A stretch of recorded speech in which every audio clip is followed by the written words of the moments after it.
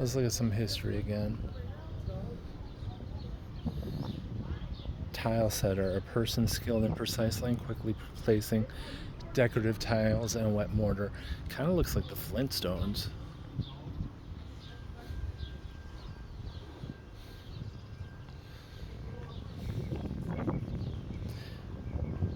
Okay, so why did Rodeo build a boat? That's supposedly the boat right there.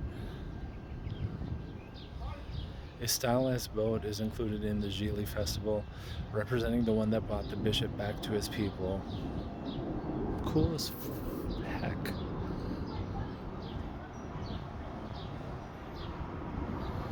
At age 15, he was sent to Pennsylvania to work in the coal mines with his brother. When his brother died in a mining accident, he left to find work as a trial and construction worker. He settled in Seattle at age 23, and then he moved to Oakland in 1905.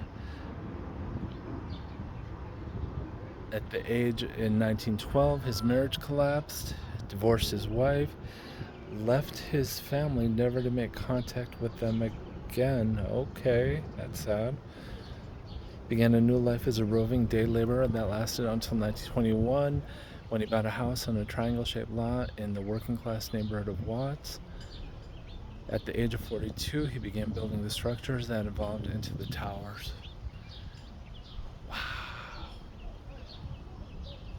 Wow. Now, you gotta admit, this is cool. Doesn't that kind of look like an ice cream milkshake?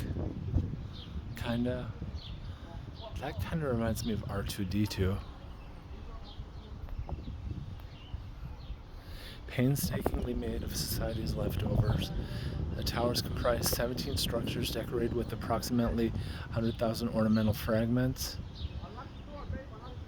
Rhodia used a variety of materials and objects for decorative purposes, including 11,000 pottery shards, 10,000 seashells, 6,000 pieces of colored glass, and 15,000 glazed tiles.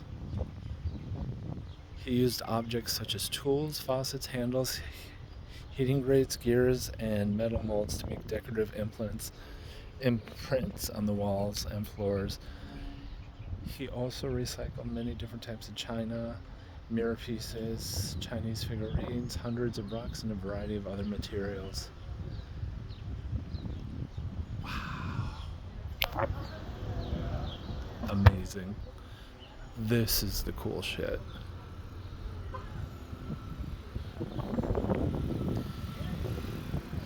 He worked from age 42 to age 75. Without any apparent reason, he left in 1954, deeding the property to his neighbor. The remaining years of his life were spent in a boarding house near his sister, where he talked about his work to anyone who would listen. Died of a heart attack in 1965 without ever seeing the towers again. Wow.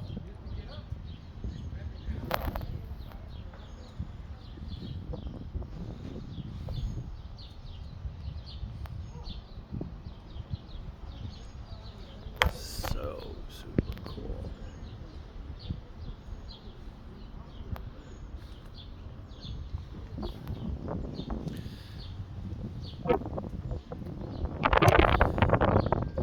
The neighbors sold the property for $500 in the 50s.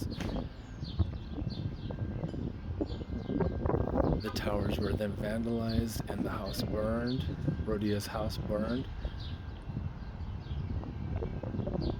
They were going to demolish the towers at that point, but they didn't.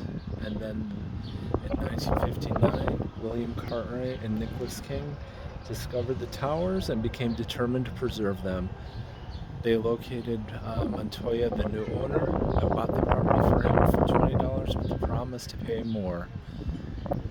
At that point, they founded the Committee for Simon Rhodia's Towers in Watts, with the initial goal of having the demolition order canceled. To prove the towers were stable, a stress test was devised that involved subjecting the tallest tower to 10,000 pounds of pressure in an attempt to topple it. It passed the test, and the demolition order was withdrawn. Go Los Angeles.